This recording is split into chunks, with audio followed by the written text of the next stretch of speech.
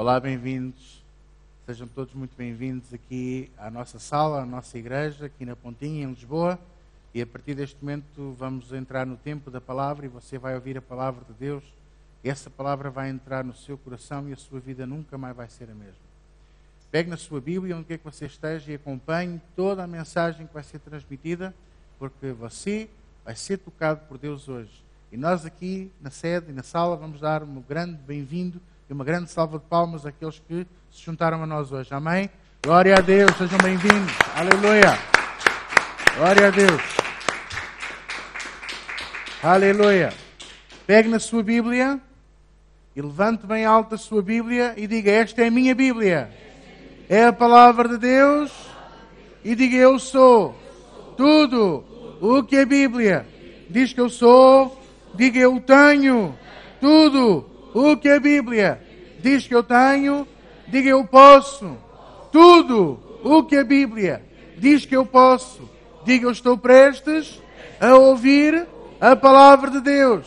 Semente incorruptível, invencível, indestrutível, infalível, sempre viva. Palavra de Deus que vai entrar no meu coração e eu nunca mais serei o mesmo, em nome de Jesus. Amém. Glória a Deus. Aleluia. Vamos abrir as nossas Bíblias em Lucas capítulo 18. Lucas 18, enquanto eles vão pôr o título da mensagem, tanto aí no vídeo como aqui na sala. Vocês podem acompanhar toda a mensagem e podem acompanhar também com a vossa Bíblia em casa. Eu quero exortar aqueles que se juntaram a nós agora ou que se juntarão a partir de agora, seja em áudio ou em vídeo, que vocês possam pegar na vossa Bíblia e acompanhar com a palavra de Deus para perceberem que aquilo que é falado aqui nesta casa, aquilo que é pregado nesta casa, não é para enganar ninguém, é a verdade da palavra de Deus que transforma, que opera, que salva, que liberta e que cura em nome de Jesus Cristo. Posso ouvir um amém? Amém. Glória a Deus. Portanto, Lucas, capítulo 18,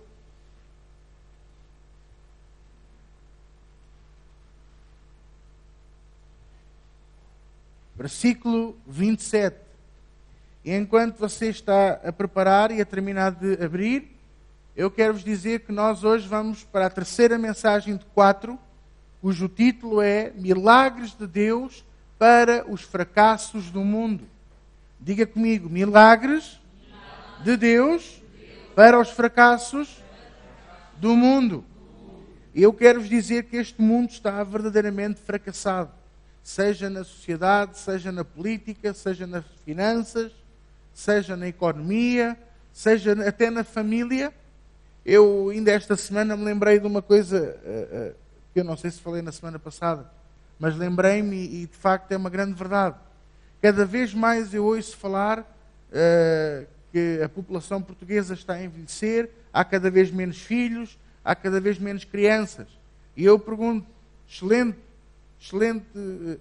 análise, excelente estatística, mas eu pergunto e volto a perguntar: o que é que está a ser feito socialmente para que as famílias possam ter filhos ou ter mais filhos? Porque é que se aprovou o casamento homossexual? Porque não é com esse casamento, por exemplo, que vamos ter mais crianças.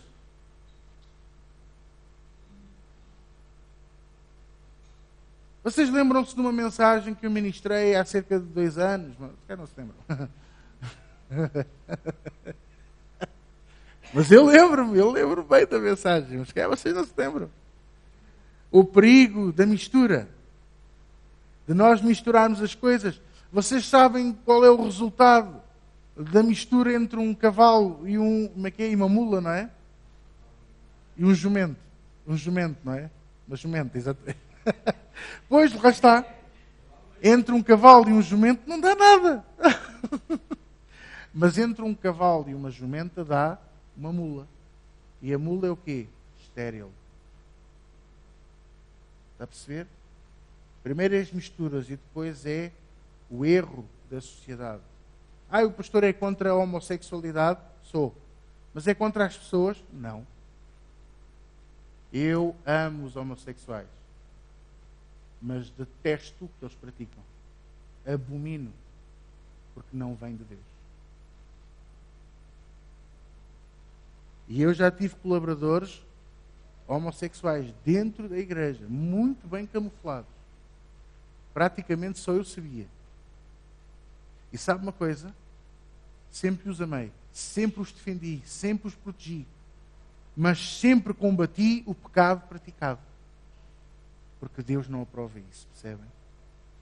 Deus nunca pode aprovar, senão Deus nunca faria o homem e a mulher, faria só homens, e o planeta era cheio de homens. E os bebés não haviam. Portanto, no dia da fundação do mundo, se os homens vivessem até aos 900 anos, ao fim de 1500 anos já vai haver homens na Terra. As coisas são feitas de uma maneira porque têm alguma razão. Mas a sociedade está fracassada, está falida. A sociedade está completamente absorta da realidade que Deus criou, da realidade que Deus estabeleceu. Vocês estão a entender? Isto é como se nós agora quiséssemos alterar as leis que existem na natureza. A lei da gravidade, a lei da relatividade. Eu estou cansado de ser empurrado pela lei da gravidade aqui para a Terra. Agora a lei da gravidade vai tirar umas férias durante uma semana. Íamos todos para a Lua, íamos todos para o espaço. Começávamos todos a levitar, por causa da lei da atração. Da atração dos corpos. Isso, não vou entrar agora nisso, mas não é verdade. A Lua e a Terra estão atraídos um pelo outro. E se nós pudéssemos ver numa outra forma, se calhar de uma forma mais, mais científica o planeta, nós veríamos que na zona onde a Lua está, ele não é arredondado, ele é oval, porque ele está atraído pelo aquele campo gravitacional. Assim também deveríamos ser nós com Deus. Deveríamos estar no campo gravitacional de Deus e sermos atraídos para Ele. E não deixar que a sociedade imponha regras e costumes e usos que não são normais. Por isso é que eu estou a ministrar esta série, para vocês se lembrarem de 3 coisas. A primeira é: Deus não criou nada disto que você está a ver agora. Tudo o que você está a ver agora já foi destruído por Satanás e pelo homem, por causa do cariz, o caráter humano, o nosso cariz bélico. Você repare numa coisa. Olha, aí há uns 8 anos atrás, eu estava na estação do Oriente, ali na zona da Parque Expo, Parque das Nações. E eu estava para atravessar a estrada e ia para o centro comercial Vasco da Gama. E estava um taxista mal parado numa via. E estava um senhor atrás num carro que começou a buzinar para ele sair, para ele deixá-lo passar. E você sabe o que aconteceu? Antes fosse o táxi ter, chegado à frente ou ter avançado, mas não. O taxista saiu do carro, abriu o capô, saca de um taco de beisebol e vai na direção do outro carro. É o caráter humano bélico. Não admitem serem chamados à atenção. Não admitem ser confrontados com uma situação. Querem logo, logo soco e pontapé. Logo, o homem pensa que é assim que resolve tudo. Mas nós precisamos de aprender a dominar a nossa carne e a deixar Deus ser Deus na nossa vida. Então, milagres de Deus para os fracassos do mundo. O que é que são os milagres de Deus?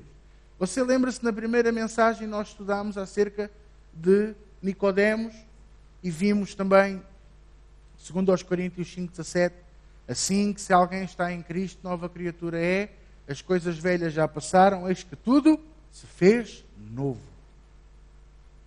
O que é que eu vejo aí nessa passagem? Eu vejo que um dos grandes milagres de Deus para os fracassos do mundo é a salvação. A salvação é em Jesus. O nascer de novo, a mudança de caráter. Quando eu analiso aquilo que eu era no passado, ou quando você analisa aquilo que você era no passado e aquilo que você é hoje, Você vê ou não vê uma diferença em si? Isso é o nascer de novo. Isso é a formação da nova criatura. Em Jesus Cristo. Quem é que me está a entender esta manhã? Na segunda semana nós vimos quando a moral falha. Portanto, na primeira, quando a religião falha, vem a salvação e vem o poder da salvação em Jesus Cristo, que é o caminho, a verdade e a vida, e ninguém vai ao Pai se não for através dele. Na segunda semana nós vimos quando a moral falha. E uma das coisas que eu tenho mais visto é que a moral está a falhar com tanta força na sociedade, na igreja, na nossa vida, que nós hoje já não temos moral para falar nada a ninguém. Você ouve o político na televisão a falar e você não acredita, porque ele não tem moral para falar. São tantas as promessas falhadas, são tantos os erros económicos, são tantos os erros sociais. Você hoje ouve um professor falar e acha que ele não tem moral para corrigir o seu filho. Porque eles andam mais entretidos na luta e na manifestação, e mais isto e naquilo, do que propriamente em ensinar. Agora é preciso fazer um teste para ser professor. Seja. E vou-me esforçar para ter uma boa nota, para mostrar que sou um bom professor. E vou esforçar o meu coração para não ter, os meus alunos não terem nenhuma negativa. Eu não quero dar negativas este ano. Custa muito ser assim. Eu pergunto, custa muito ser assim? Custa. Por isso é que o homem prefere ir pelo fracasso. O que é que me está a entender nesta manhã? O pastor hoje está crítico. Não estou crítico. Eu estou a tentar chamar-vos a atenção para realidades. São realidades em nós. Coisas que nós precisamos de alterar em nós. Urgentemente. Não temos moral. Há pastores que não têm moral para ensinar a palavra de Deus. Às vezes eu ouço pastores a falar que a primeira coisa que me veio ao coração é: mas que moral é que ele tem para estar a dizer isto?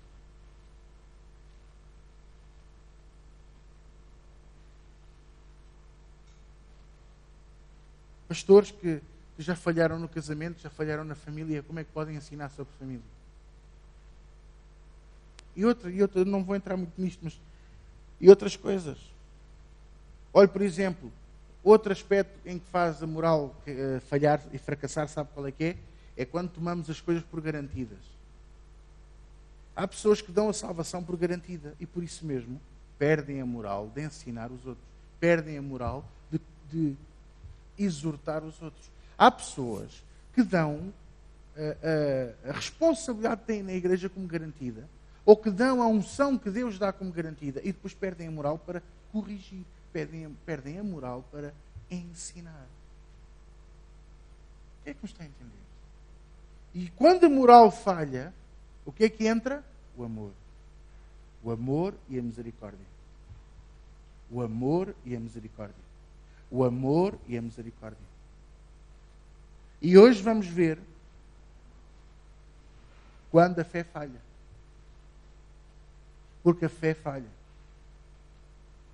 Pastor, então, mas a fé é a nossa força. A fé é aquilo que nos faz caminhar. É aquilo que nos faz ir mais além. Pois é verdade. Mas há aqui alguém que diga assim: a minha fé nunca falhou. Não. Ninguém. Nem Pedro. O único cuja fé nunca falhou foi Jesus. Que até andou a secar lá figueiras e andou a curar mãos mirradas e a curar cegos e a fazer coisas extraordinárias que hoje não se vê, porque a fé dos homens está seca, está empedrada. A fé dos homens hoje está emparedada na lei, está emparedada na obrigação de levantar uma boa oferta para pagar as contas da igreja. A fé dos homens hoje está emparedada, sabe no quê? No que é que os outros vão pensar. Eu tenho que ter a igreja toda bonita. O que é que os outros vão pensar? E quando os cristãos se reuniam nas catacumbas? E quando os cristãos se reuniam no tempo da União Soviética, da cortina de ferro, se reuniam nas florestas, e cada um tinha bocadinhos da Bíblia, de uma página da Bíblia.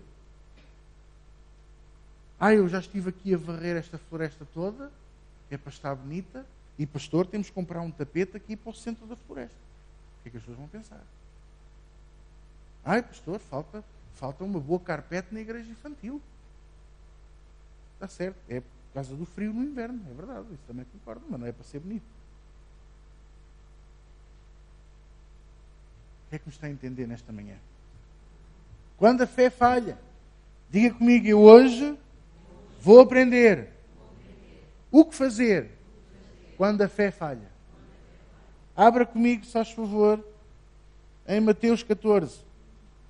Eu por acaso, digo-vos, eu estou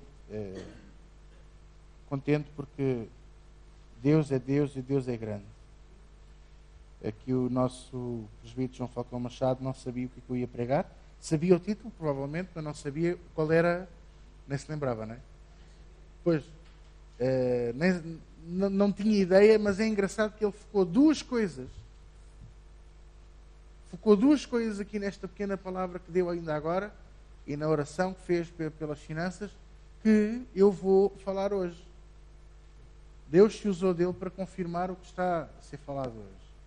Bendito seja o nome do Senhor para todo sempre e que nós possamos andar sempre dignamente diante dele, agradando-lhe em tudo e frutificando em toda a boa obra.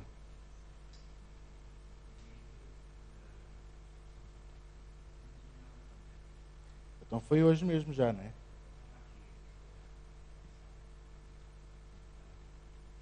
Palavra do Senhor. Glória a Deus. Glória a Deus, está a ver? É isso mesmo.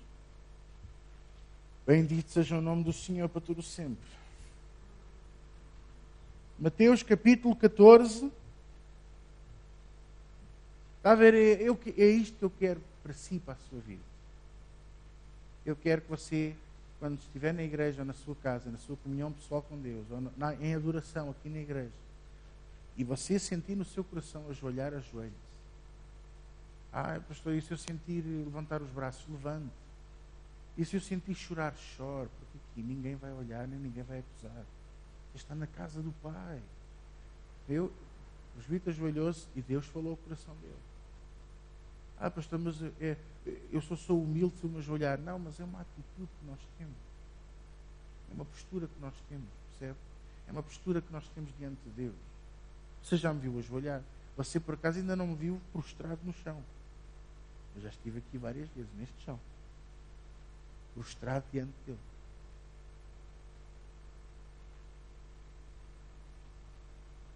É uma forma de honrar a Deus, uma forma de nós nos aproximarmos dele. Amém? Mateus capítulo 14, a partir do versículo 22, diz assim: logo em seguida, Jesus mandou os seus discípulos a entrar no barco e passar adiante dele para o outro lado, enquanto ele despedia as multidões. E tendo-as despedido, subiu ao monte para orar à parte ao anoitecer, e estava ali sozinho. Entrementes, o barco já estava a muitos estádios da terra, açoitado pelas ondas, porque o vento era contrário. E à quarta vigília da noite, foi Jesus ter com eles, andando sobre o mar. E os discípulos, porém, ao vê-lo andando sobre o mar, assustaram-se e disseram: é um fantasma. E gritaram de medo. Jesus, porém, imediatamente lhes falou, dizendo: tende ânimo, sou eu, não temais. E respondeu-lhe Pedro: Senhor, se és tu, manda-me ter contigo sobre as águas. E disse-lhe Jesus: vem, Pedro. E descendo do barco e andando sobre as águas, foi ao encontro de Jesus. Mas sentindo o vento, teve medo. E começando a submergir, clamou: Senhor, salva-me! E imediatamente Jesus estendeu a mão, segurou-o e disse-lhe: homem de pouca fé, por que duvidaste? E logo que subiram para o barco, o vento cessou. Olhe para mim. Nesta manhã eu gostava de tentar dizer a vocês que desapontamentos todos nós temos. Todos nós temos ou vamos ter desapontamentos. Falhas, fracassos, derrotas. Não tem mal nenhum ter derrotas na nossa vida. Tem mal é permanecer nelas. Tem mal é ficarmos agarrados a essas derrotas. Porquê que não tem mal nenhum ter derrotas? Porque isso chama-se a vida. Umas vezes ganhamos, outras vezes perdemos. Ah, mas com Jesus eu ganho sempre. Está certo, mas não é dessa maneira. Eu ganho sempre com Jesus nesta maneira. Quando eu ganho, eu ganho. Quando eu perco, eu aprendo. Porque se não for desta maneira, você está a se enganar a si mesmo e aos outros. E é isso que chama-se as teologias neopentecostais, que muitas seitas andam aí a ensinar, que pensam que fazem as pessoas pensarem que são super-heróis, quando são pessoas normais, cristãos normais, que têm momentos de vitória e têm momentos de derrota como todos os outros. Ai não, eu venço sempre, estou sempre por cima e não por baixo. Está certo. Está sempre por cima e não por baixo. Agora deixe-me eu analisar a sua vida aí 24 horas, a fundo. E nós já vamos ver se você está sempre por cima. Se de manhã, quando você acorda e tem aquele ataque de tosse, também está por cima. Está por cima da cama. Não é? Ou naquele momento de confronto no trabalho com algum colega, se você também fica por cima. Ou quando a conta da luz vem, aquilo é só zeros e uns e dois e nunca mais vem a vírgula do euro e você olha para aquilo e vou ter que pagar isto a perder de vista. Você também está por cima? Quem é que me está a entender? Eu canso-me essa história. Já Fernando Pessoa, o poeta, dizia: estou cansado de semideuses, que eram aqueles seres, aquelas pessoas que andavam à volta dele e que andavam sempre bem, estavam tudo bem, tudo extraordinário, tudo maravilha. E com um bolso furado e as moedas a caírem pelas calças. Eu próprio estou cansado dessa gente. Eu próprio estou cansado de pessoas assim, que estão a enganar pessoas, estão a enganar famílias, estão a enganar montes de gente. Isso é doutrina de homem, não é doutrina de Deus. A doutrina de Deus diz-me que mesmo que eu perca, Deus está lá para me levantar e ajuda-me a seguir em frente. E eu aprendo com a minha derrota. Porque senão, porquê que Paulo precisava de cair do cavalo? Porque senão, porquê que José precisava de 13 anos no deserto, na prisão, como escravo? Porquê que Moisés precisava de 40 anos a pastar vacas e ovelhas no Monte Horebe? Diga-me. Porquê que Jesus precisava de 40 dias e 40 noites no deserto, em tentação e em jejum? Para quê? Porquê é que Pedro precisou de negar 3 vezes a Jesus? E agora vamos ver outra situação com Pedro. Então, estamos sempre por cima e nunca por baixo. Por cabeça e não por cauda. Eu sou o primeiro a dizê-lo. Eu confesso para mim, eu estou sempre por cima e não por baixo. Por cabeça e não por cauda. Mas sabe o que é que eu penso para mim? É, quando eu venço, glória a Deus. Quando eu perco, glória a Deus, porque agora eu sacudo os pelos da minha faísca e sigo em frente.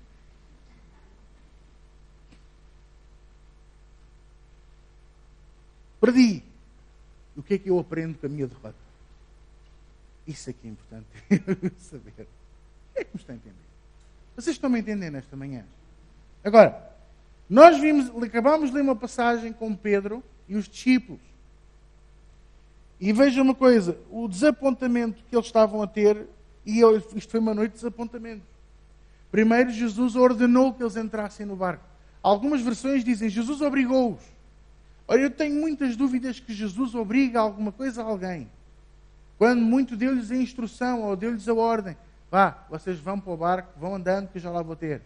E eles devem ter pensado, como é que ele vai? Vai dar a volta?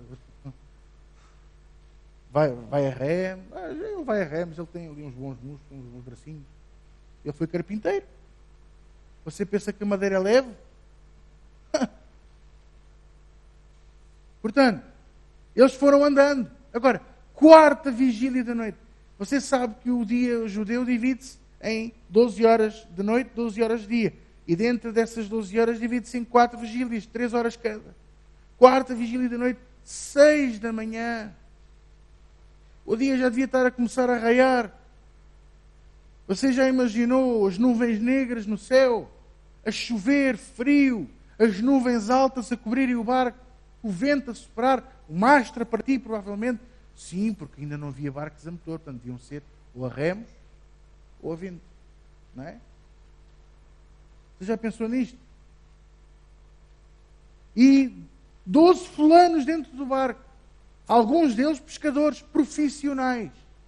Conheciam aquele mar como tudo. Experientes.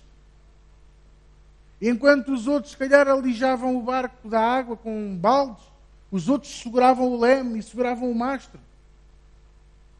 E diz que à quarta vigília da noite, de repente, viram um homem a andar sobre as águas. E o que é que eles pensaram? É um fantasma. Eu não sei o que é que você pensava. Mas aqueles que dizem que estão sempre por cima e nunca por baixo.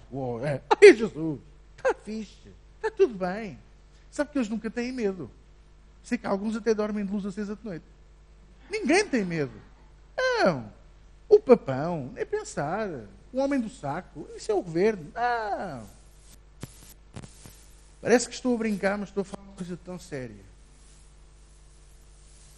Vê um homem a andar sobre as águas. Eu não sei o que é que você diria.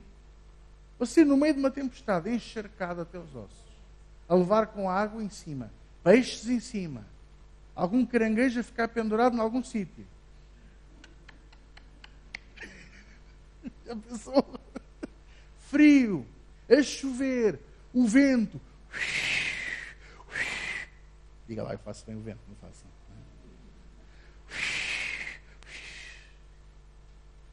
E às vezes as pessoas pensam que aquele mar estava flat.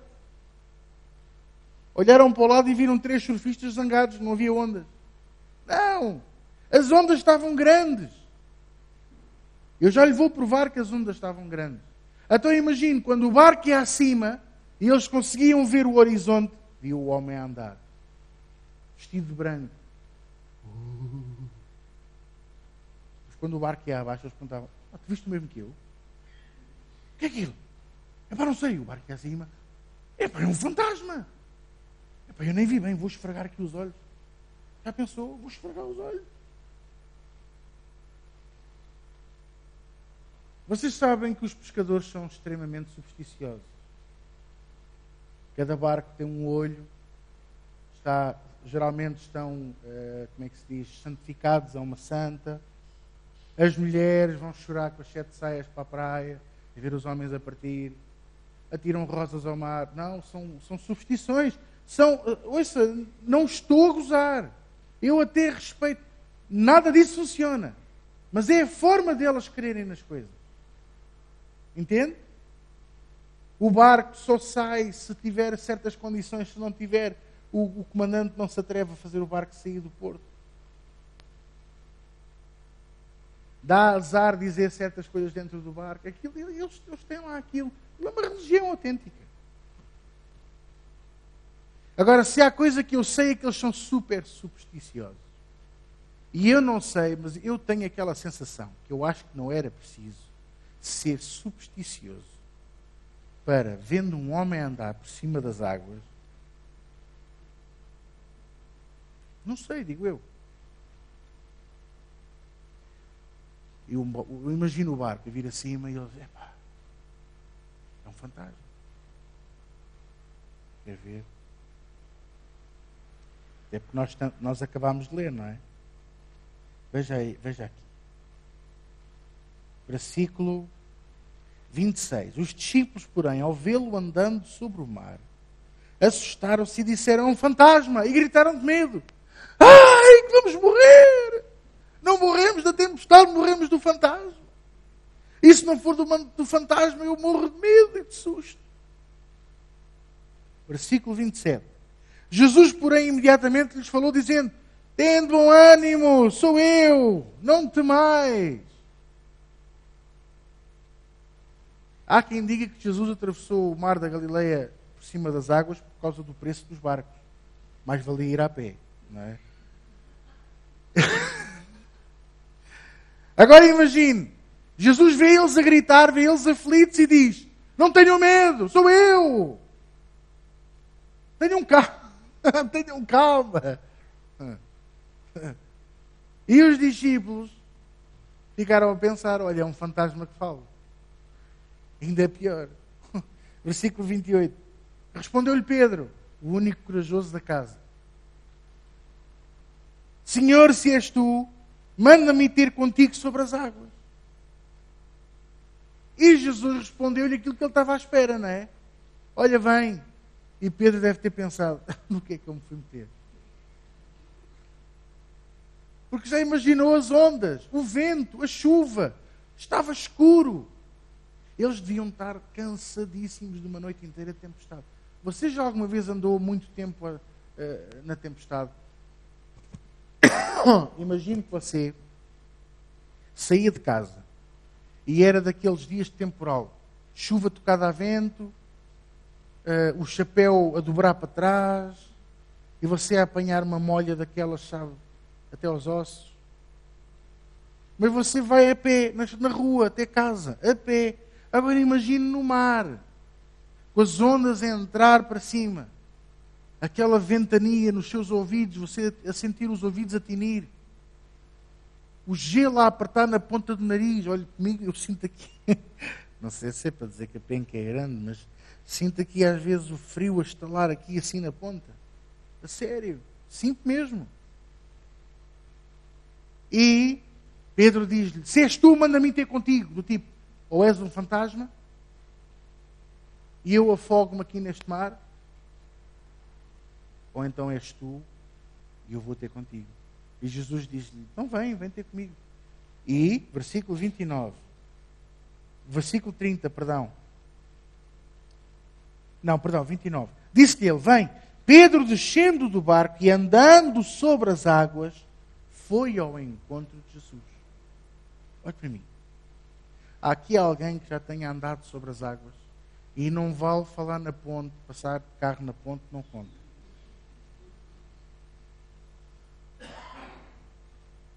Já aqui alguém que tenha andado sobre as águas? Ninguém. Eu nunca andei sobre as águas. Não.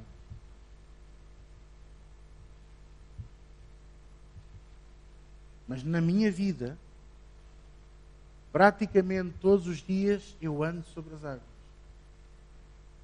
E agora você ficou baralhado. Olha para mim. Quando nós temos desapontamentos, quando nós temos derrotas, quando nós temos momentos difíceis, sabe, aqueles momentos complicados na igreja, no emprego, na família, aqueles momentos da discussão à mesa, que parece que fica tudo tremido, parece que o ambiente fica pesado, percebe?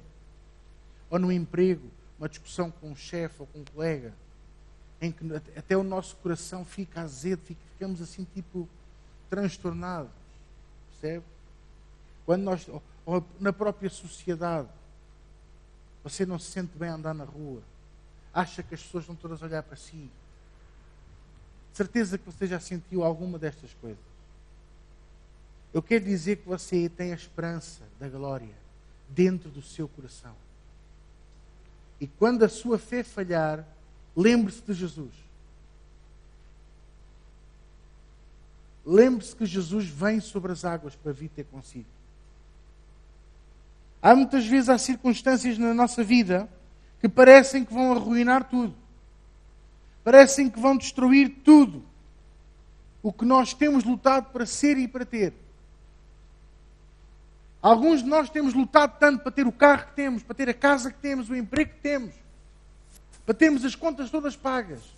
E vem uma circunstância, vem uma conta extra, uma carta do tribunal, uma ameaça qualquer, um problema de saúde que ameaça com o equilíbrio da sua vida.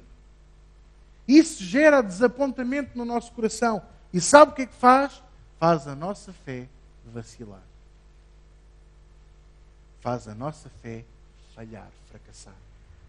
E quando assim é, eu quero dizer que você tem que se lembrar, você tem que se esforçar por se lembrar que você tem uma esperança. E essa esperança é a esperança da glória. O Emmanuel, Deus é connosco.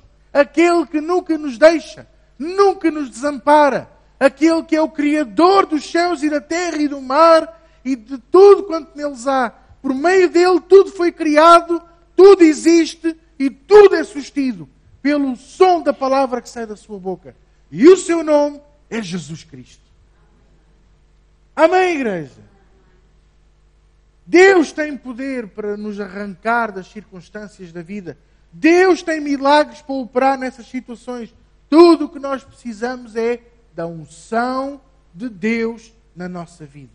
Jesus não veio para estabelecer um padrão de vida, nem para estabelecer a perfeição, nem para estabelecer uma nova sociedade, mas Ele veio para estabelecer a unção e o poder de Deus em nós. Diga em mim. Diga Jesus veio para estabelecer a sua unção e o seu poder na minha vida. Amém. O poder de Deus é a unção de Deus. É a sua essência.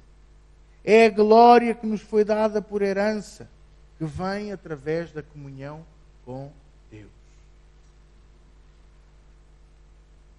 Acabámos de ver o caso de Pedro, não foi? Você já pensou?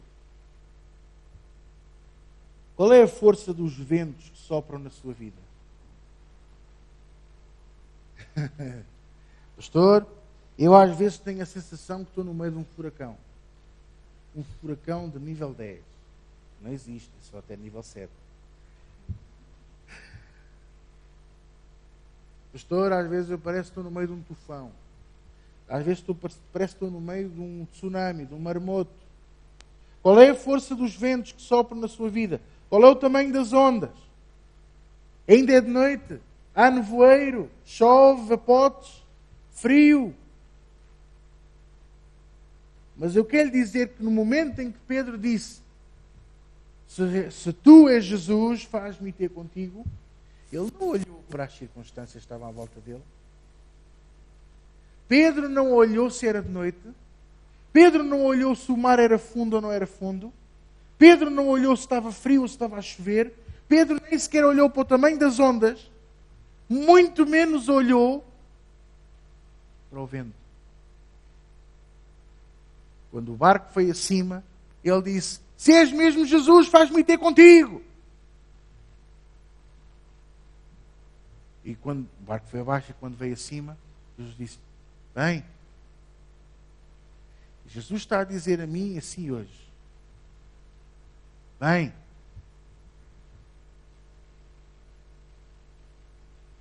Jesus diz todos os dias a mim assim, bem, quem é que me está a entender? Ele olhou para Jesus. Você sabe qual é o versículo que eu mais amo? Você sabe qual é o versículo que rege a minha vida? Há tantos anos. Hebreus capítulo 2, versículo 12. Capítulo 12, versículo 2. Tem um dedo à mão? Tem um dedo à mão ou não? Ponha aí e abra comigo em Hebreus capítulo 12, versículo 2. Para você ver qual é o versículo que é o combustível da minha vida. A minha vida com Cristo. Mal de mim se alguma vez eu tivesse olhado para algum homem, para algum pastor, para algum colaborador, para alguma pastora, para alguma mulher. Mal de mim se eu pusesse os olhos nos homens. Eu tenho é que pôr os olhos em Jesus. Porque os homens magoam, porque os homens ferem, os homens falham. Os homens esquecem-se do amor, da ternura, esquecem-se da compaixão, esquecem-se da misericórdia. Esquecem-se da verdadeira essência de Deus. Esquecem-se da disciplina. Essa é outra. Você sabia que a disciplina anda de mão dada com o amor e o amor com a disciplina? E vou-lhe dizer ainda outra coisa. Se nós não damos disciplina àqueles que estão connosco, sabe o que é que vai acontecer? Um dia você que pensa que está a criar bons colaboradores e você está a criar, ou bons colaboradores, ou bons familiares, bons filhos, está a criar cobrinhas. E elas não vão ser cobrinhas para sempre, elas vão crescer, vão ficar gordas e vão se transformar em grandes cobras mesmo. Serpentes. Ah, pastor, tem alguma serpente consigo? Não, não tenho. Graças a Deus não, que eu, serpentes, eu dou-os aqui à minha mãe que elas migalham lá com a enxada. Nesta casa não há serpentes. Mas olha que eu já vi muitas a servir a Deus.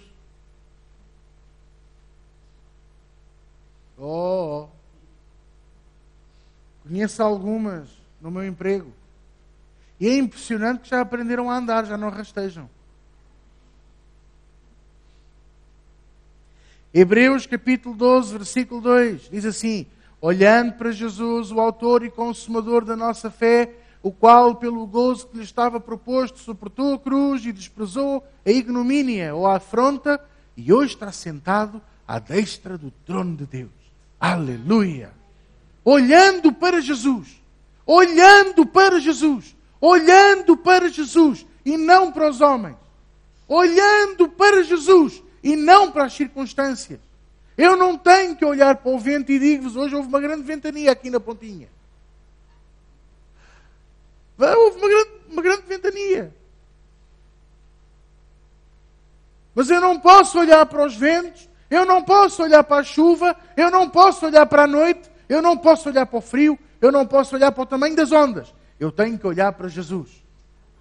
E é esse o meu propósito e o seu. Olhe sempre para Jesus. Pedro olhou para Jesus e teve fé para lhe dizer: se és tu, manda-me ter contigo. Eu quero que você tenha essa fé para dia após dia vencer as circunstâncias da vida. E hoje a circunstância pode ser uma enfermidade, amanhã pode ser uma carta do tribunal, depois da manhã pode ser uma dívida, depois da manhã pode ser outra coisa qualquer, um abanão no casamento, um abanão no emprego, seja o que for. Agarre-se a Deus, ponha os seus olhos em Jesus, porque Ele nunca nos falha. Ele é o nosso melhor amigo, Ele é a luz, Ele é o caminho, Ele é o nosso professor, Ele é verdadeiramente o esquadro e a régua que nos traça o caminho a seguir. Ele é o nosso consolador. Ele é o nosso melhor amigo. Ele é aquele que nunca nos falha. Posso ouvir um amém? Pedro, ao olhar para Jesus, viveu no sobrenatural. Porque ele fez algo que nenhum ser humano pode fazer em condições normais. E Pedro andou sobre as águas. Pedro andou sobre as águas. Ele experimentou o poder glorioso de Deus. Porquê? Porque ele ouviu a palavra de Deus dizer: vem, e ele foi. E eu pergunto, será que nós não podemos, ouvindo a palavra de Deus aqui na igreja, pôr em prática? Pedro ouviu Jesus dizer: vem, e ele foi.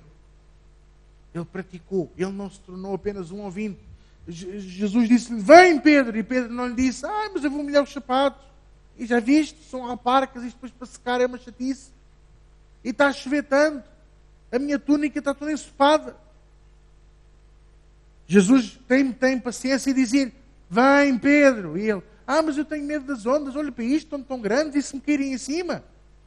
E andem uns caranguejos muito aflitos. E nós às vezes somos assim. Deus diz: vem. E nós começamos a pôr problemas. Porque aconteceu isto, e porque o comboio teve um furo e não deu para vir, e não sei o quê. Temos sempre uma boa desculpa. Percebe? E Deus não está à espera que você e eu tenhamos desculpas. Deus está à espera que você e eu tenhamos a ação. Ponha o pé fora do barco. Ande sobre as águas. Não se preocupe com o vento e com a chuva. Não se preocupe com as circunstâncias. Preocupe-se em ter os seus olhos em Jesus. Posso ouvir amém? Agora, veja três coisas em Pedro. Primeira, Pedro foi o único que teve desejo de caminhar até Jesus.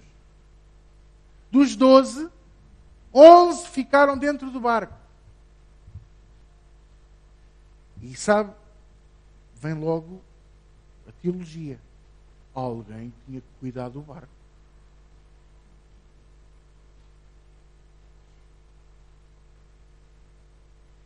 Você acha que Deus, quando nos diz para nós fazermos alguma coisa, você acha que Ele não cuida de tudo o resto? Você sabe onde é que qual é a promessa de Deus para isso? Tome nota, Mateus 6,33. Mas buscai primeiro o reino de Deus e a sua justiça, e todas estas coisas vos serão acrescentadas. Quando nós obedecemos a Deus, largando o que tivemos para largar, Deus sempre trata de tudo o resto. Você quer ou não quer Deus a tratar da sua vida? Quem é que está aqui que quer Deus a tratar da sua vida? Você em casa, você quer Deus a tratar da sua vida? Então olhe para Jesus. Olhe para Jesus. Diga para o irmão que está ao seu lado: olha para Jesus, pá. Mas tem que dizer o pá, então. E o pá? Agora diga para o outro, olha para Jesus. O que é que ele disse?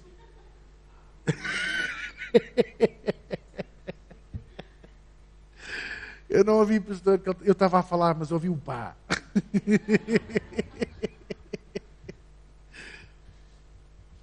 Pedro foi o único que teve desejo de caminhar até Jesus. Foi o único que teve desejo de confrontar a situação. Espera aí, deixa lá ver se é mesmo um fantasma. Como daquela vez que eu já vos contei. Espera aí, deixa lá ver se é um fulano que está ali para nos fazer mal. E quando lá cheguei era a folha de uma palmeira. Com um saco preto de lixo. A abanar com o vento. Um pastor chamado Jesse Duplantis. Numa altura em que, olha, uma altura boa do Evangelho, já viu? Eles iam pregar a igrejas e os pastores das igrejas convidavam os convidados a ficar a dormir em casa deles. Em vez de irem para hotéis e gastar o dinheiro do povo, era assim que devia ser. E então ele foi convidado para ficar em casa desse pastor, foi dormir para um quarto cá no sótão, leu a Bíblia, apagou a luz e deitou-se e ficou assim. E então, a luz da lua, luar, entrava pela janela e ele via uma coisa negra ao pé da porta que de vez em quando fazia assim. E ele diz que pensou mesmo, isto é um demónio. Este pastor tem demónios em casa. Eu acho que ele nem sabe. Olhou para o relógio e viu 00:15. E então, tapado com os lençóis assim até ao nariz, homem de fé, hein? Disse assim: Satanás, em nome de Jesus, sai deste quarto agora mesmo. Eu te repreendo agora mesmo. E aquilo.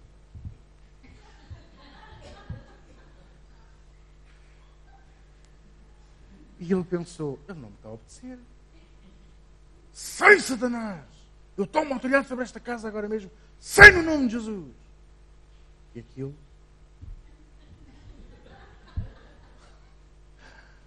E era uma coisa escura, era uma coisa negra. E ele pensou: isto vai-me fazer mal. Acho que foi a noite toda. Punha-se de joelhos, orou em línguas, cantou. Mas saí da cama, nada. Quando finalmente o dia começou a nascer e a luz do sol começou a entrar pela janela, sabe o que era? Era um casacão enorme que ele tinha pendurado num cabide que se mexia quando o ar-condicionado ligava. Que no meio da escuridão parecia que era um monstro, que era um bicho. Não tenha medo das coisas. Não se deixe vencer pelo medo das coisas, do medo do desconhecido. É um fantasma que aí vem. Ouviste este barulho em casa? Você está...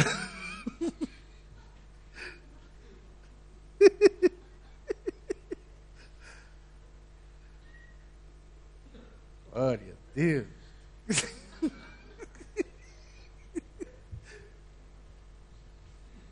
Você já pensou?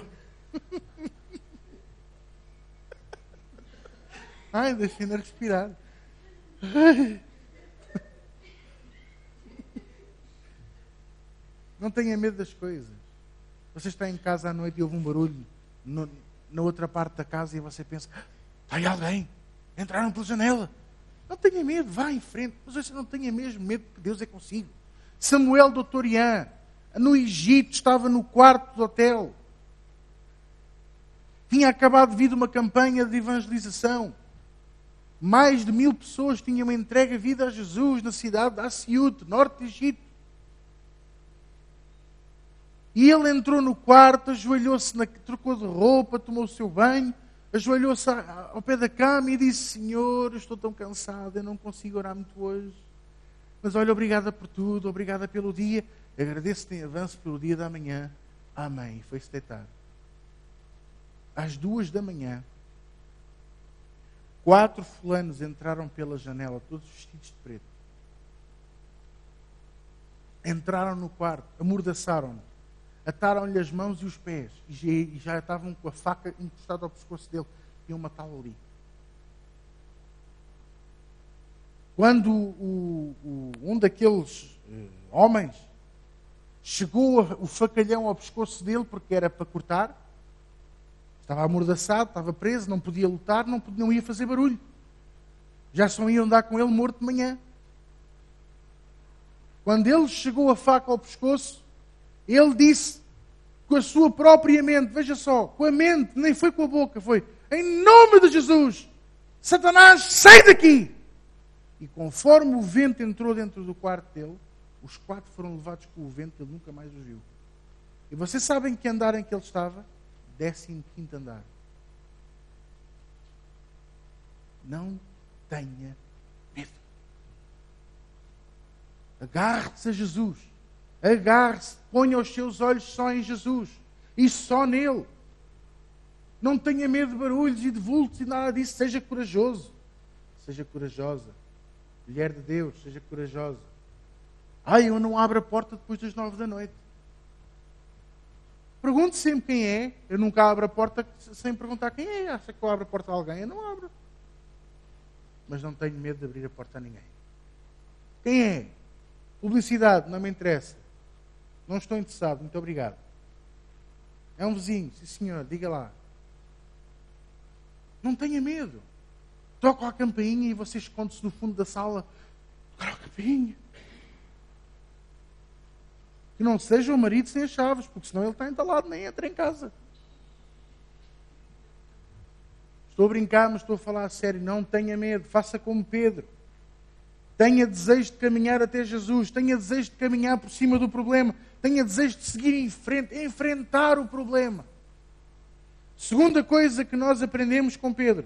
Pedro foi o único que saiu do barco. Os outros 11 ficaram dentro do barco. O que é que você prefere na sua vida? Ser apenas mais um que está no barco? Ou passar a ser um dos que sai do barco e caminha sobre as águas? O que é que você prefere? Terceira coisa que nós vemos em Pedro. Pedro foi o único que andou sobre as águas, tirando Jesus. Ele só deu alguns passos, não me interessa. Fez mais do que você e eu. Andou sobre as águas. Pastor, mas ele depois viu o vento e teve medo. E você também não tinha? Tanto tem que você ainda não saiu do barco. Os outros 11 também tiveram medo do vento e da chuva e das ondas. Mas não saíram do barco. E eu estou-lhe a dizer assim nesta manhã. Não tenha medo. Caminhe sobre as águas. E se porventura a sua fé falhar, lembre-se que Jesus vai lhe estender a mão e o salva. Porque o nosso Deus é um Deus bom. Posso ouvir um amém? Temos de nos aproximar do poder do Espírito Santo. Ore em línguas. Ore muito em línguas. Hoje de manhã, desde que eu acordei, Deus levou-me a orar em línguas. Eu estive montes de tempo a orar em línguas. Deus sabe todas as coisas. Ore em línguas. Aproxime-se do poder do Espírito Santo. Acredite na palavra de Deus, na Bíblia. E no Deus que garantiu essa palavra pelo seu próprio nome. Você já viu que Deus garantiu a palavra que Ele falou pelo seu próprio nome? Que ao nome de Jesus todo o joelho se dobra, os céus na terra e no inferno debaixo da terra. Quando você diz no nome de Jesus, todo o céu... Você já imaginou isto? Quando você está a falar a palavra de Deus ou quando você está a orar e diz em nome de Jesus, naquele momento, os céus dobram os joelhos, mas o inferno também dobra. E toda a língua confessa que Jesus é o Senhor. Então eu quero sugerir isto a vocês. Aproxime-se da palavra de Deus. Aproxime-se.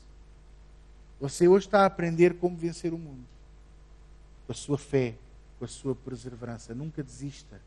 Aproxime-se de Deus, nunca desista. Você vai caminhar sobre as águas e você vai vencer. Agora você diz-me assim, pastor, então mas e os problemas que eu tenho? E as circunstâncias que eu tenho? Olha, em todas Deus promete ajudar, Deus promete transformar esse jugo num jugo leve e suave. Em todas. Mas há uma coisa que eu gostava de focar a vocês e que o presbítero João Falcão Machado há bocadinho disse.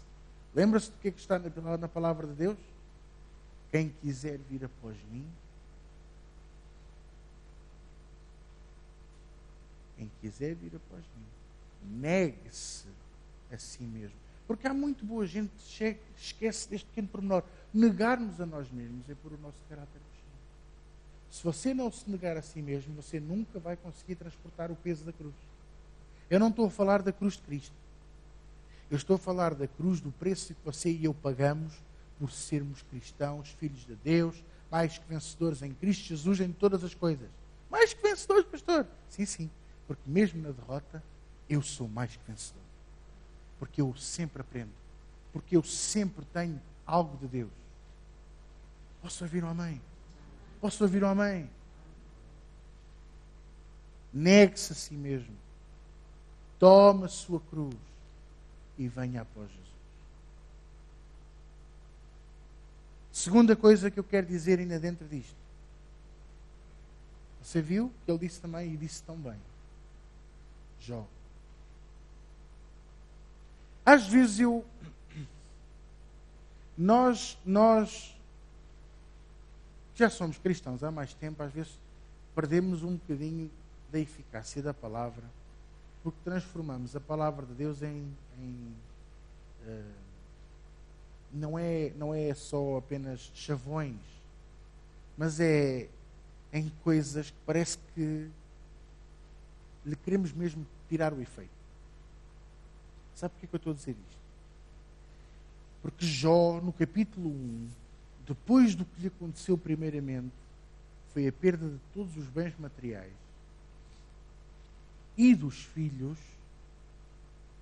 e lhe vieram dizer a notícia, diz que Jó rapou o cabelo da cabeça, vestiu-se de saco e cinza, ajoelhou-se e disse algo similar a isto: o Senhor o deu, o Senhor o tomou, bendito seja o nome do Senhor. Certo? E às vezes eu ouço pastores dizer assim: você, diga essa frase, diga, o Senhor o deu, o Senhor o tomou, aleluia. Quem é que nos deu a vida? Quem é que nos dá o salário que nós temos? Quem é que nos dá o intelecto para você alcançar esse salário?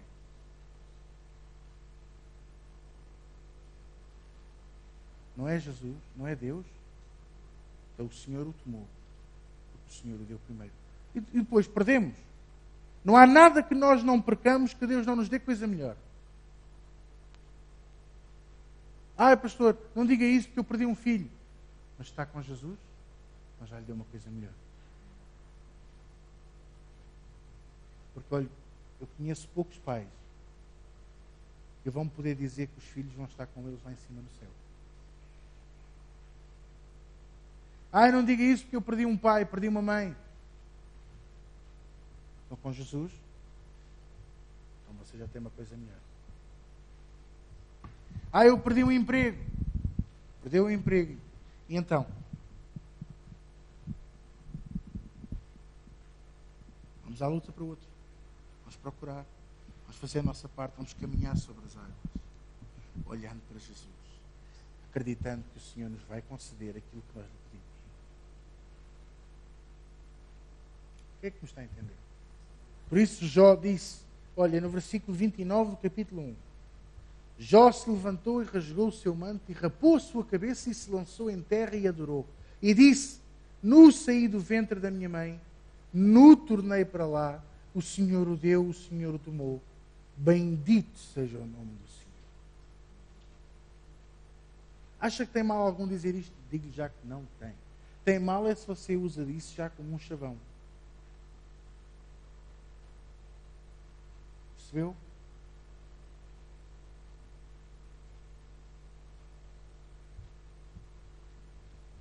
O problema, e vou terminar com isto, o problema não está na nossa fé vacilar ou falhar. Porque significa que tentamos. Quando a sua fé falha ou vacila, enfraquece, quer dizer que você está a tentar. Pedro tentou andar sobre as águas. Pedro tentou ir ter com Jesus. Tentou seguir a palavra dele. Quando a sua fé falha ou vacila, não tem mal, porque isso significa que você tentou. O problema está em nunca tentar. O problema está em nunca seguir em frente. O problema está em você nunca pôr o seu pé fora do barco e andar sobre as águas. Posso ouvir um amém?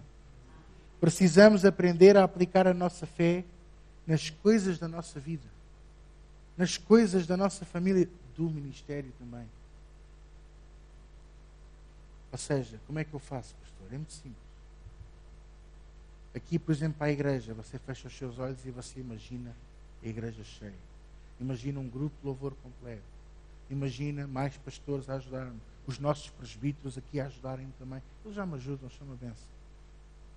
Todos são uma bênção. Você a servir a Deus. Você imagina-se a servir a Deus. Essa história de ficar a ver os outros a servir, isso não é andar sobre as águas, nem é estar dentro do barco. Isso é estar a ver tudo, a comer pipocas e a dizer, ali deve estar frio.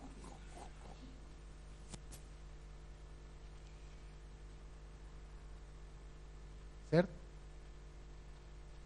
Pastor, como é que eu ponho a fé para a minha família? Eles estão sempre a discutir. E você escreve na contracapa da sua Bíblia, ou num bloco que você tenha sempre consigo, um caderno, e você escreve assim: a minha família é unida, é uma bênção. A minha família tem a união como vínculo de paz. Quando nos veem unidos, toda a gente diz que nós somos fonte de paz. Você sabia que é isso que eu oro aqui pela igreja? Quando eu oro pelos colaboradores, pelas reuniões, eu oro, obrigado, Senhor, porque todos andam cheios do Espírito Santo, sensíveis ao Espírito Santo, e todos têm a paz, ou a união como vínculo pela paz.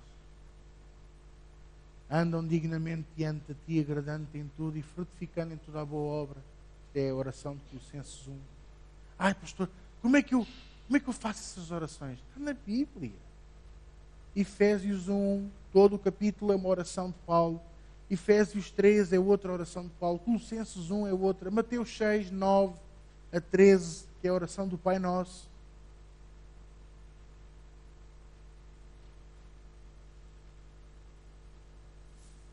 É assim que nós oramos. Pastor, o meu filho anda com más notas, ele não se porta bem, o que é que eu faço? Eu oro a oração do Pai Nosso, que estás nos céus, santificado seja a tua vida, na vida do meu Felisberto. Venha o teu reino, venha bem depressa, Senhor. O que quer dizer venha o teu reino? Quer dizer que as tuas leis venham sobre ele, que os teus princípios, a tua palavra venha sobre ele. Venha o teu reino, seja feita a tua vontade na vida dele, aqui na terra, como é feita nos céus. Senhor, mesmo que ele queira fazer a vontade dele, tu põe a vontade dele no chão, não o deixes fazer a vontade dele. Dá-lhe o alimento de cada dia, Senhor, físico e espiritual, que ele todos os dias ouça a tua palavra. Dá-lhe inteligência, conhecimento, sabedoria. O que é que nos tem a entender? Livra-o do mal, porque teu é o reino, o poder e a glória. Livra-o da tentação. Pastor, como é que eu oro pelo meu casamento? A mesma coisa. Obrigado, Pai, porque o meu marido, ele anda dignamente diante de Ti, agradando-Te em tudo, frutificando em toda a boa obra, crescendo no pleno conhecimento da Tua palavra. Ele é um bom exemplo. Obrigado, Senhor, porque Ele trata-me. Vou fingir que é a esposa a orar pelo marido. Ele trata-me como Tu tratas a igreja, como Tu tratas a noiva. Obrigado, Senhor, porque o nosso amor é maior a cada dia, há respeito. Nós somos um casal que somos exemplo na nossa comunidade, na igreja, somos um exemplo na família. Obrigado, Senhor, porque a nossa família é unida. Vocês estão a entender? Pastor, como é que eu oro pela minha esposa? Obrigado, Senhor, porque a Tua palavra é muito clara com relação a isto. Tu dizes, Senhor, quem acha uma mulher, acha uma coisa boa. Obrigado, Senhor, pela mulher que eu tenho. Obrigado, Senhor, que Tu vais lhe dar muitos anos de vida. Vais lhe dar sempre muita força para ela continuar a lavar a roupa.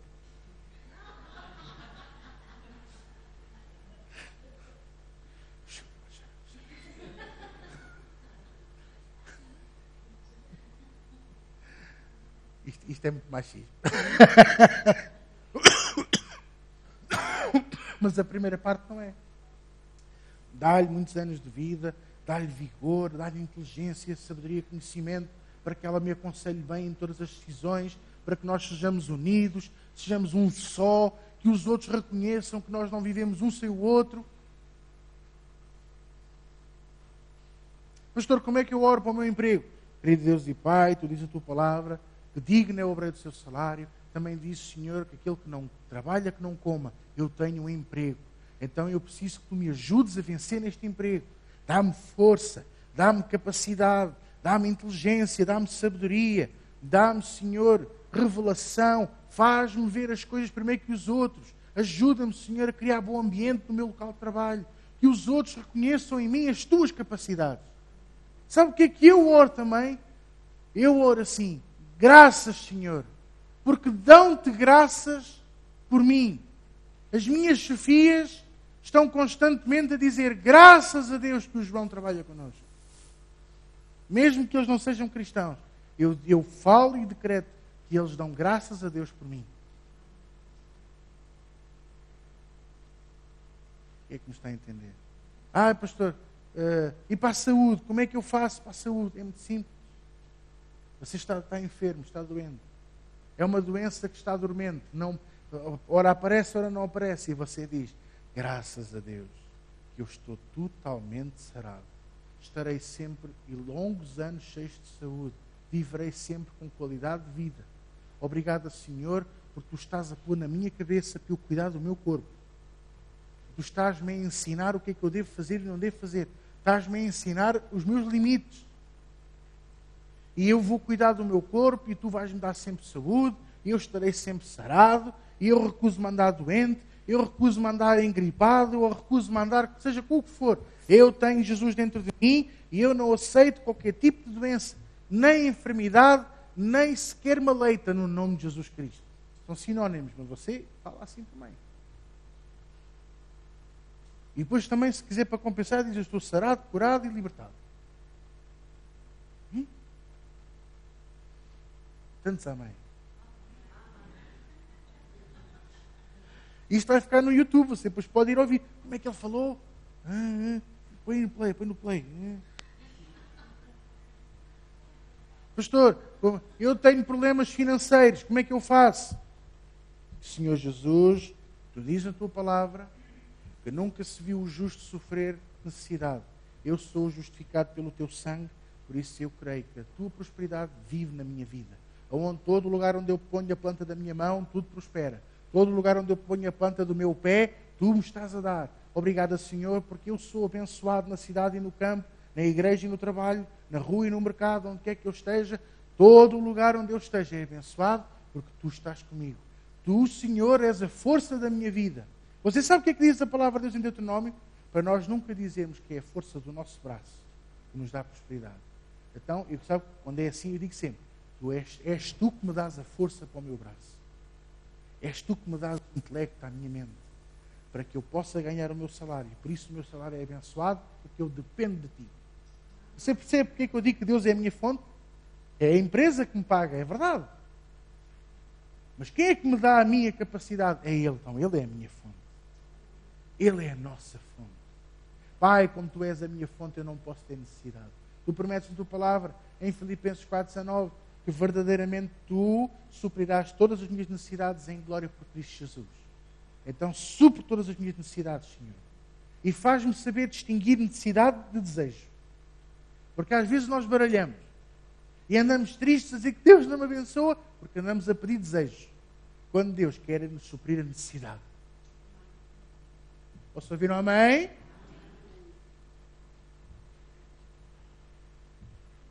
Ande pela fé. E tenha frutos na sua vida. E caminhe nas águas. Há bocadinho eu dizia assim, eu caminho nas águas todos os dias. E você? Nos dias de hoje, você consegue pagar as suas contas todas? Você não fica a dever nada a ninguém? E consegue ter alimento em casa? e consegue ter um sorriso na cara e vir à casa de Deus e semear, então você caminha sobre as águas todos os dias. Porque anda aí muitas pessoas que estão dentro da igreja e que não conseguem nem metade disto que eu estou a falar. Quando já para não falar naqueles que infelizmente ainda não têm Jesus e que estão lá fora. Então você já caminha sobre as águas. E dê graças a Deus por isso. Sabe porquê? Porque os seus olhos estão postos em Jesus. Quem é que foi abençoado nesta manhã? Vamos ficar de pé para terminar.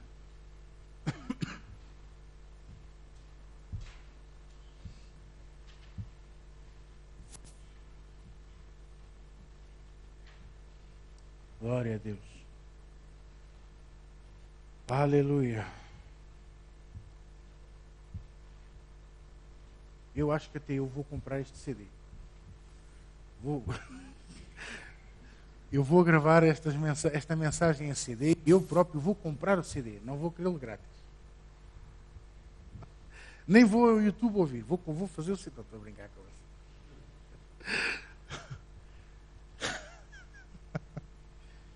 Glória a Deus. Você vê a misericórdia de Deus? A misericórdia de Deus é esta. Que apesar de eu estar aqui todo arrebentado por dentro, eu consegui transmitir a palavra de Deus a vocês.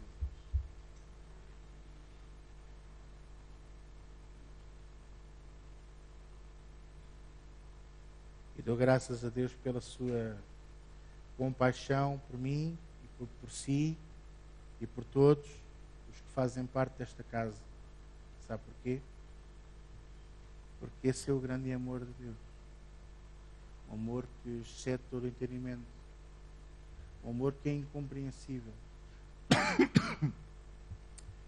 O apóstolo Paulo, ele bem tenta, porque ele diz, na oração de Efésios capítulo 13, ele diz assim: para que possais, juntamente com todos os santos, compreender qual é a altura, a profundidade, a largura e o comprimento, e deste modo conhecer o amor de Cristo, que excede todo o entendimento. Ele bem quer que nós possamos ter a capacidade de compreender o amor de Deus, mas não tem comprimento, não tem profundidade, não tem altura, não tem largura.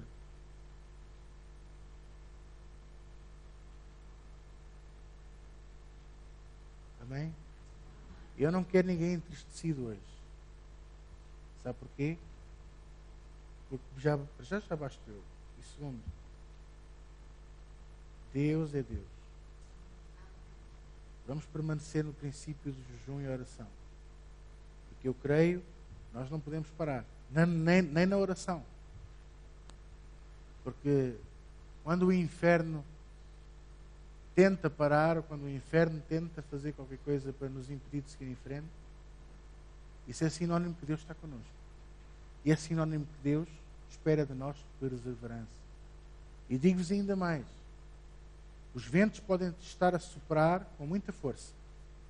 E as ondas muito altas. Mas isto tudo só nos está a ensinar a focar os nossos olhos em Jesus. Foque os seus olhos só em Jesus. Nesta manhã. Ok? Feche os seus olhos para eu orar por si agora mesmo. Eu decreto agora mesmo a unção de Deus sobre todos aqueles que estão aqui e aqueles também que nos estão a ver ao vivo em direto, ou que estão a ver ou ouvir este CD ou este DVD ou noutra plataforma qualquer.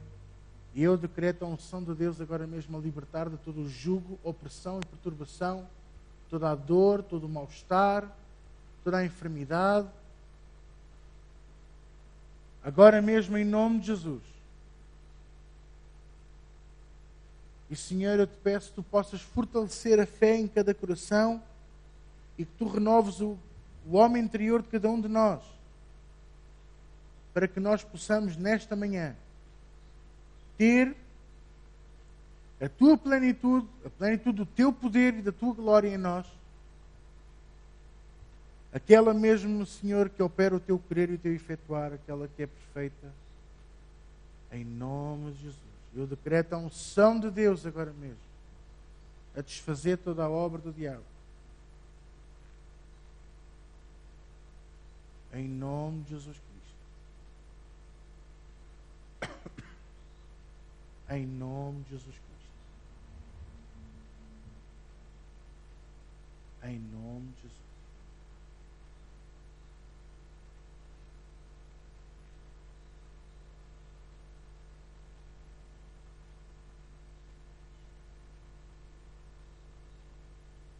Em nome de Jesus.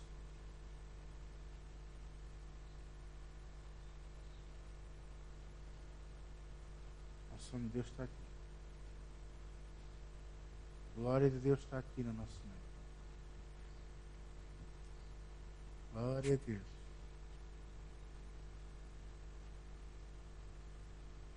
Receba a unção de Deus na sua vida agora mesmo. Receba a unção de Deus. Eu falo a unção de Deus agora mesmo. Sobre todos aqueles que estão aqui presentes.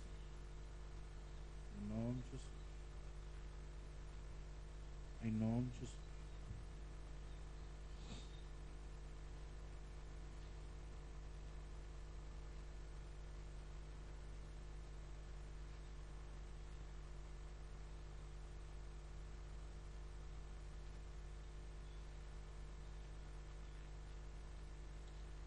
Aleluia. Tenha uma palavra de gratidão para Deus agora mesmo. Graças, Senhor. Obrigado, Jesus. Obrigado pelo teu poder, pela tua glória, Senhor. A unção de Deus está aqui, a ser derramada sobre cada um de nós aqui. Glória a Deus. Glória a Deus. Glória a Deus. Glória a Deus. Há aqui pessoas, dores de cabeça a desaparecerem, coágulos na cabeça a desaparecerem.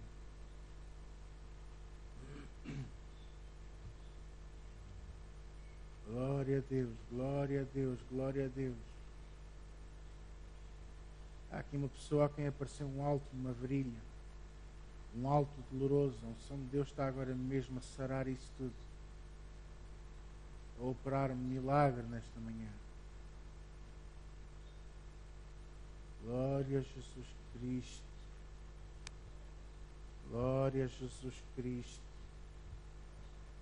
Santo e justo e verdadeiro és tu, Senhor. A unção de Deus está aqui a tocar na sua vida agora mesmo. Glória a Deus. Aleluia. Obrigado, Jesus. Obrigado, Jesus. Obrigado, Jesus. Diga, eu recebo a unção de Deus na minha vida agora mesmo. Em nome de Jesus. Amém. Amém. Glória a Deus. Nós vamos terminar aqui. Se alguém precisar de oração, a falar comigo, eu estou aqui disponível para vocês. A todos os outros, tenham a melhor semana da vossa vida. Que Deus os abençoe. Sexta-feira e domingo, sexta-feira 9 da noite, domingo 10 da manhã, todos, ok? Glória a Deus. Tchau, tchau.